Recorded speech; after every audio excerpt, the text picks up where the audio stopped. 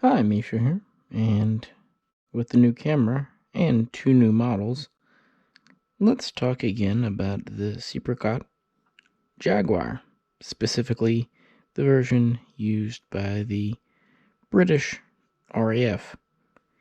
And I've been waiting to do this video for when this model was released. This is a GR.1 as it appeared during the Motorway trials public demonstration in Britain in 1975. So this is an early version complete with ordnance. Pretty fun. So that's a new one. And another one that I've had for a while now, but I haven't done much video work with, is the last version in RAS service, the GR3A here. And this is circa around its retirement in 2006, 2007. And the models you've already looked at in previous videos, the T4, which is an upgrade of the T2, the 2-seat training version, and the standard GR3, as it would have appeared in the early 21st century, so around the time of the Second Gulf War. And they also do illustrate a few camo schemes used over the years. So with that, let's just talk about the new models and, of course, revisit the history of Britain's advanced ground attack jet. Right. Let's put the T4 on the spinny thing and have it represent the T2 because the differences are mostly internal into the cockpit. The SEPECAT Jaguar. Well, this started off as a joint project between the UK and France, specifically the companies BAC and Breguet. Later this would be replaced by Dassault in France, because at that time both were needing a new jet trainer. France just needed a subsonic trainer, but Britain needed an advanced supersonic trainer. In addition, France needed to have light attack capability. So a bit of compromising went on, and in 1965, the first agreements were signed, and by 1966, SEPECAT was established to develop the new aircraft, along with specifications. And at this time, Britain decided this would be a good plan B. They were working with the USA on the F-111K to be their new strike attack aircraft. And that was the primary focus. But they thought, since France was needing a light attack aircraft, let's make a few changes to the new design and give it strike capability and nuclear capability. So in case the F-111 never materialized, you can imagine why not, they would have something in the wings as a backup. And if not, hey, we've got a new advanced supersonic jet trainer. And France was interested in a 2-seat version as a trainer, but also as a light attack aircraft. So from the very beginning, a 2-seat and a single-seat version were planned. Work commenced quite rapidly. Much of the design is thanks to French engineers. However, the wing geometry, that kind of high-profile wing here, is thanks to BAC in the UK. But, cooperation meant that by 1968, the first prototype was ready to go, and it first flew on September 8. And the reason I put the two-seater on the spinny thing is because the first Jaguar to ever fly was a two-seat prototype. And it did well, so initial orders were placed. Now, France was also wanting a version that was carrier capable.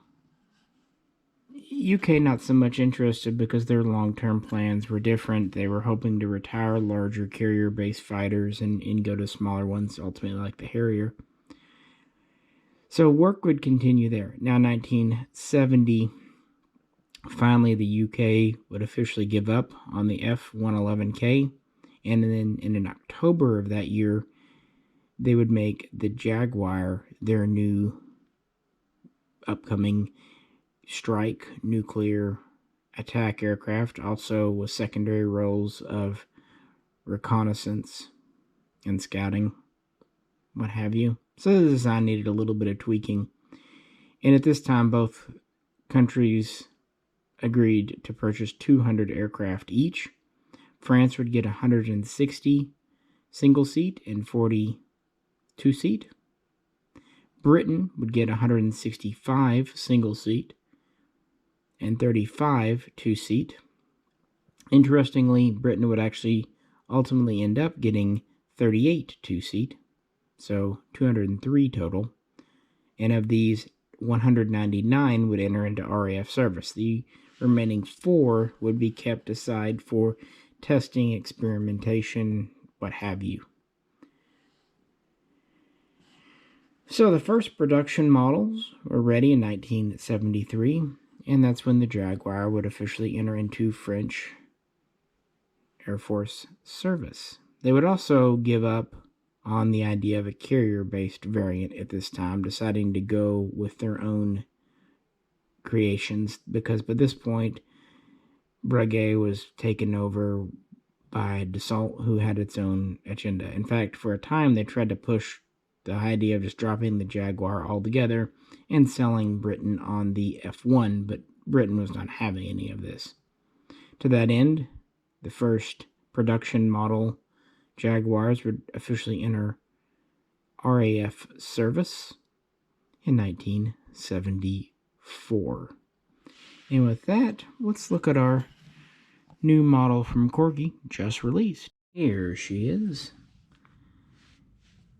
GR.1 or Ground Reconnaissance Mark 1. This was the second production Jaguar in RAF service. And like I said, this is the M55 Motorway trials, or really public demonstration from April 1975. Interestingly, because of the changing need and role, the RAF would go to the Hawk as its new training aircraft, leaving the Jaguar single-seater for its primary strike aircraft. And it wanted to demonstrate one of the big features of this aircraft. It wasn't vertical takeoff and landing, but it was able to have relatively short takeoff and landing, and to operate from rough airfields or even grassy, essentially earthen airfields. And that was the point of the trials. Basically, the aircraft would take off from the factory, and then it would fly over where there was a public gathering of the M55 motorway, and the pilot would very harshly slam it down onto the way and perform a relatively short landing using a parachute to further help.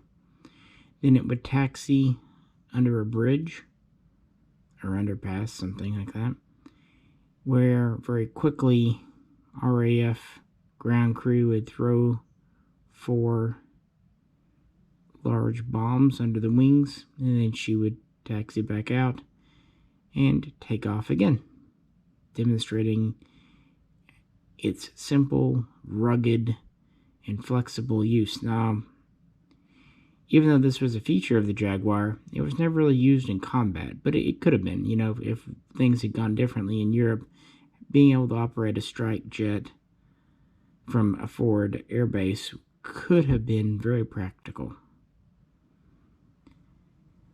That's not to say the Jaguar never saw combat. It certainly did, but not in that particular realm. Anyway, this was the new model from Corgi. All four on the table today are Corgi 1/72 scale diecast, and because of you-know-what, this was delayed coming out over half a year.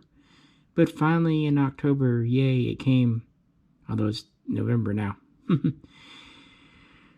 And I was really wanting this because I had a GR3, GR3A, most recent one before, and of course the T4, but I didn't have an early GR1. And I also wanted one that had a bomb layout. And I have to admit, when I opened the box and pulled it out, I was disappointed. Because, as shipped, there were no bombs under the wings. And at first, I did not see the bombs. They were in a separate little plastic bag. Now, usually with Corgi, like the others on the table, what's under the wings is just fixed in position. I mean, you can take it off. It's just lightly glued on. They do removable ordnance when it's practical. And I guess because the ordnance was installed during the Motorway's trial, they wanted to give the owner the option to display it with bombs on or bombs off, which I greatly appreciate. So once I saw my little bombs, I was quite happy. It also has a fuel tank here. Set this down for just a second.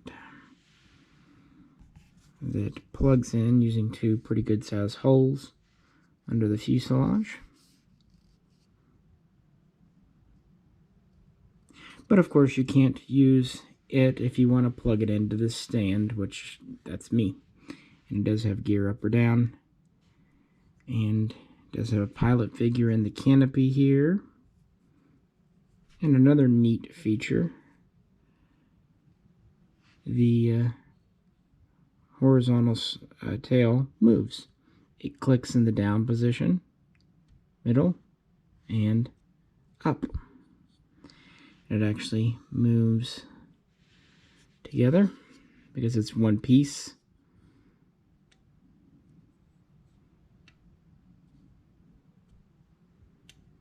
And even better, this is metal, as is the vertical, as are both wings.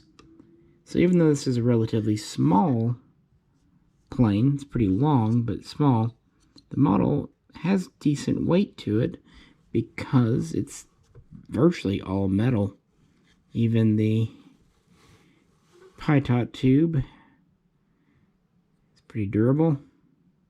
And Corgi is pretty good about even making their tubes from metal sometimes. So yeah, you know the ordnance is removable. The pilot figure is not. He's in there. I mean, I'm sure you could pry him out if you wanted to. It does have gear up or down. Here is the front gear. It's one piece, including the door. This is all, well, the door is plastic, but the strut is metal, and the wheel rolls. It is even kind of feels a little bit rubbery, hard rubber. And it even has little treads on it. Actually, quite a bit of detail for a little landing gear. Here's one of our rear gear. Look at those two massive tires. And these are decidedly rubberized with little tread. And the door for this is a separate piece. That's just how it is. But again, the strut is metal. As you can see it falling down with some weight. And I know a lot of people kind of poo-poo Corgi for their paint jobs and everything like that. And I'm not saying they're wrong. But I've always liked about Corgi, they use a lot of metal. And the gear are typically quite moving. And they're pretty good about all the things, like the tail on this moving. You know, or the wings sweeping on the Tornado. Or turrets on their bombers. And it does seem like Corgi does their best work when it comes to RAF and Royal Navy aircraft. That's not to say their other stuff is bad, but just observation. So, after realizing I do have my bombs, I am very pleased. The bombs plugged in very easily. Even for me, not being able to see where the holes were, I just kind of felt around and they popped right in. Each of them has 2 peg holes, not just one. So, pretty stable. I can always put a little glue if I need to, but I don't think I will. And since this was such an iconic event in the Jaguar's history, this is one I've been wanting, so it fills several holes in the collection. So yeah, this was April 1975, right as squadrons were starting to train up, and the RAF was taking delivery of the GR.1 as a strike aircraft and the T.2 as a trainer. The French version, because it went into service a little earlier, had the Adder Mark 101 engine. The British version actually started out with a slightly improved, especially with its afterburner, Mark 102.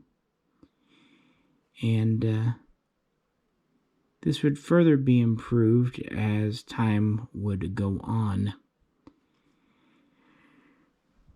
Each nation had its own production line for the Jaguar.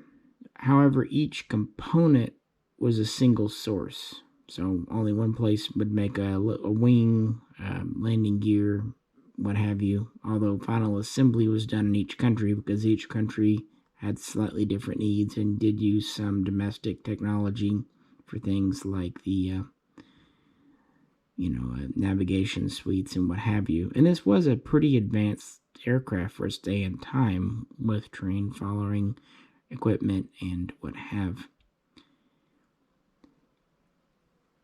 Main production would last until 1981, so they would build their full complement of 200 for each nation quite quickly. And on top of that, over 140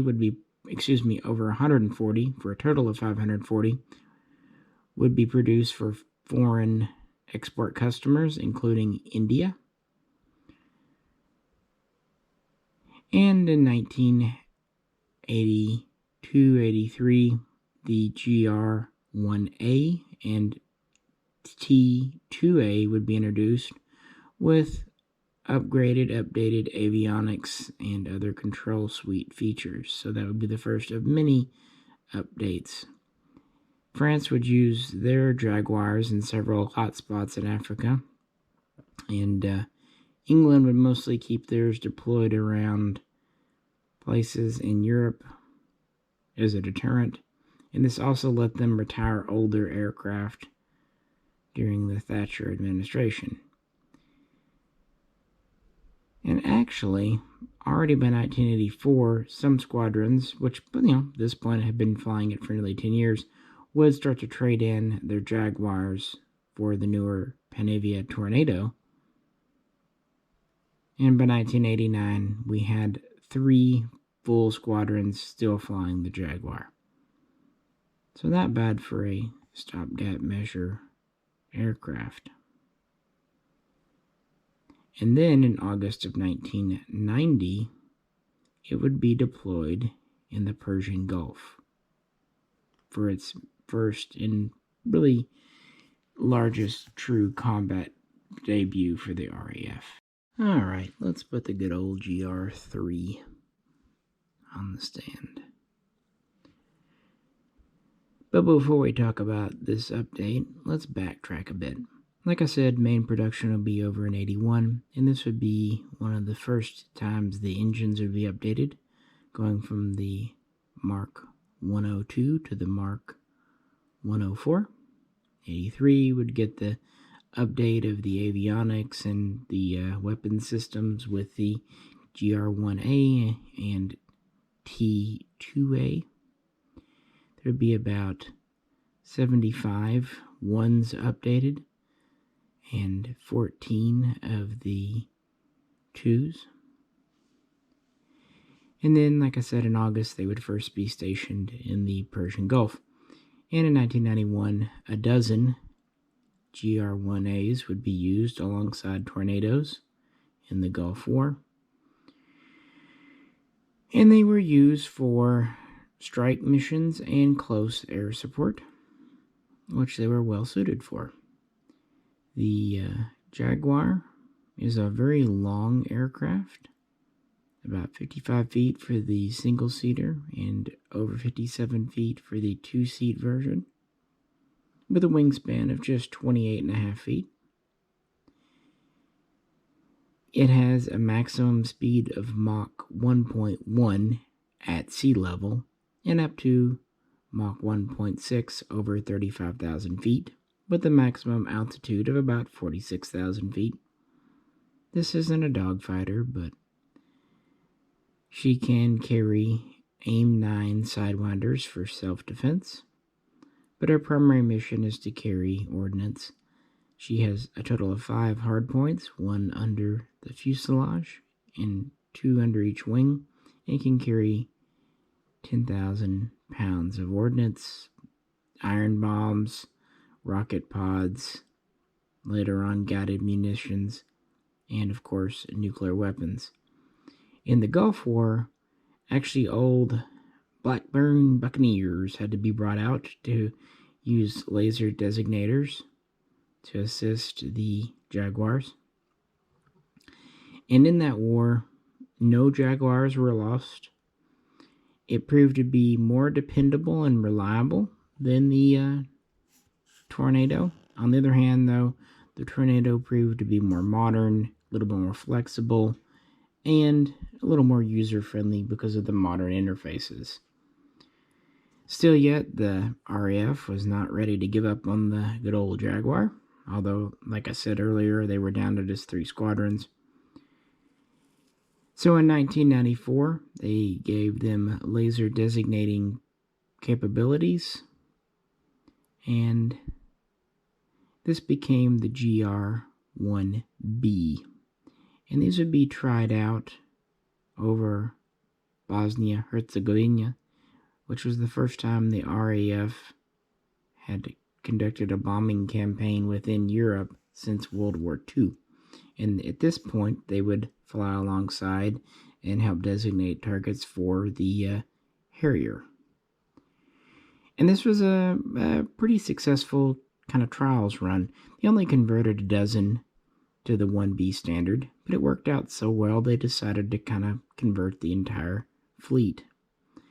In 1996, the first of a 2-step plan was created, which would give an updated heads-up display, new electronics, some other avionics updates, and of course the ability to use laser pods as well as modern reconnaissance pods. Originally known as the 96 plan, this would become the GR3. And in 1999, the engine would be upgraded again to the Mark 106 for what it's worth. But of course, production has been over for a decade and a half, so the numbers are slow but steady on the decline in service. Yet, there was one more major effort to deploy the Jaguar in combat in 2003, and one final version to talk about. The second half of the plan, what became the GR3A. This last variant in RAF service was the 97 plan, the second part, and the most advanced. It would continue updates to use modern digital equipment, including digital reconnaissance pods. It would also be compatible with night vision devices like goggles, and it would increase its ability to use modern munitions. One other thing, on this model, you see these 2 over-wing rails here, kind of reminiscent of the good old Electric Lightning. Those were originally developed for the export variant, but were started to be integrated into the RAF version in the early 1990s. And they can only carry like AIM-9 sidewinders, but are another defense. And just in case, I can't remember if I mentioned it or not, the Jaguar does have guns. It has two 30mm cannon, each with 150 shells. This was to help it with its ground support, close air support role, and also just give it a little bit of extra defense in the air just in case.